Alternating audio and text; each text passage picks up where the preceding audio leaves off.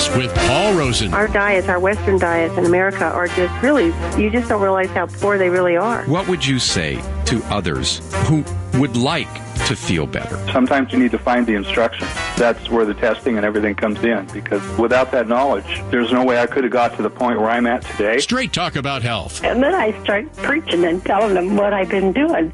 And this guy named Paul Rosen has changed my life. With your host, Paul Rosen. By the way, the information contained in this program is not approved by the FDA, nor intended to treat, diagnose, or claim to cure any medical condition or disease as defined by Western medicine. However, skilled practitioners of many disciplines have found nutrition response testing to be a highly reliable supportive technology for assessing the health and fitness of the body's functional system.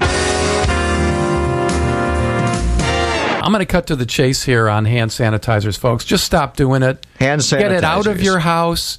Get it out of the stores. Don't do it. Why?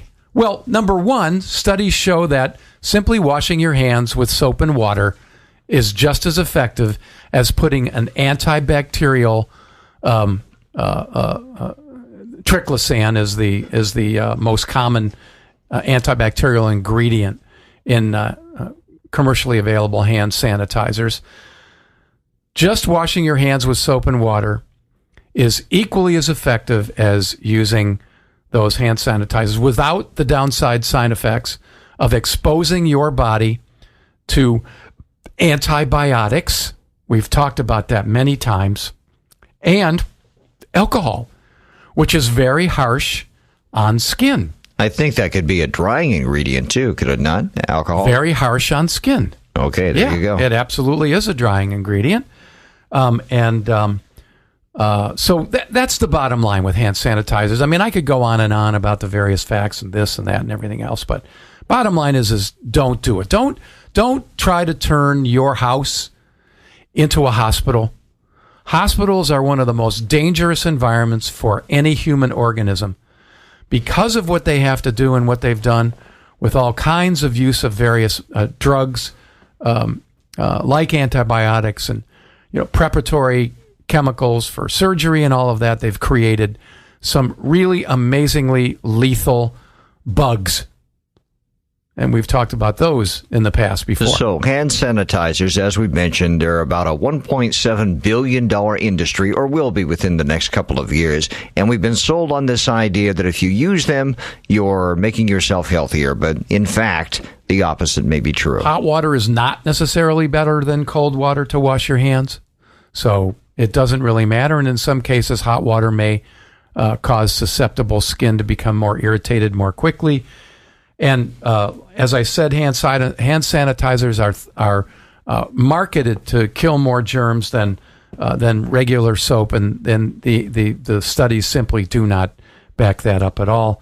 My particular position on this is don't use them, don't ever use them, don't get them, don't even think about using them. Okay, that's a big no on hand sanitizers, but what about other products in the home, Paul? Are there other things we commonly use every day in our homes that we should be getting rid of? Well, we talked about storing your food and beverages in glass rather than plastic, right? Now, there are glass storage containers that have a plastic cover. That's fine, because that plastic cover is not touching the food.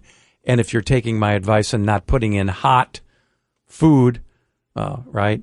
Not letting that food cool off before you put it in the refrigerator, which everybody should be doing. And then using glass baby bottles instead of plastic bottles. Replacing your non-stick pots and pans. We were just talking about that with the gentleman who called. Using ceramic or glass cookware, and then down the list, stainless.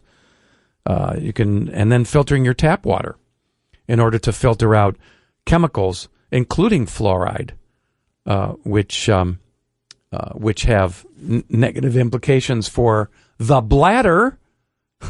And bladder's most important to repair for any woman who's having hot flashes. What do we know about styrofoam? Is it a negative thing for us? Does it have chemicals in there that can do us harm? Sure, but styrofoam, I mean, you don't usually put your food No, you don't. But here's my beverage. point, is you go home today, anybody listening right now, and you're thinking, I'm going to swing by my local fast food place and grab myself a burger or whatever you're going to get, that chicken sandwich or fish witch or whatever you prefer. They're going to put it in styrofoam. Yuck. And then hand it to you. So the styrofoam containers. there you go. Yes. So that long-winded lead-up was a way of saying that fast food is killing you in many ways. Not only is it processed and full of ugly things which are no good for you, they're putting it in a very container, which is also no good for you. Indeed. So watch out for that, too, and just avoid that Just stuff. in general, look for products made by companies that are earth-friendly, animal-friendly, sustainable, certified organic, GMO-free. These are all things you can look for when you're using a vacuum cleaner.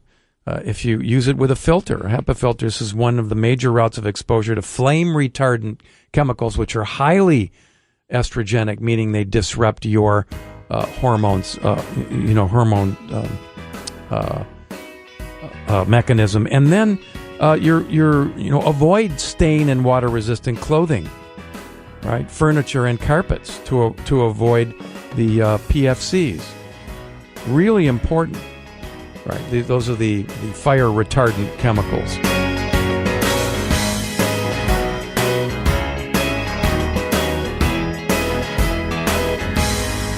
Here's something for nothing. Just go to AccuNatural.com anytime. Right now would be good. ACUNatural.com. That's Paul Rosen's home on the web for AccuNatural Family Health Care. At the site, a pop-up window will appear. Fill in your name and your email address, and you get a free chapter from Paul's book, The Missing Piece. Your information will be shared with no one else. Plus, there are always excellent health and wellness facts and figures and podcast editions of Health Matters. Something for nothing at AccuNatural.com. ACUNatural.com.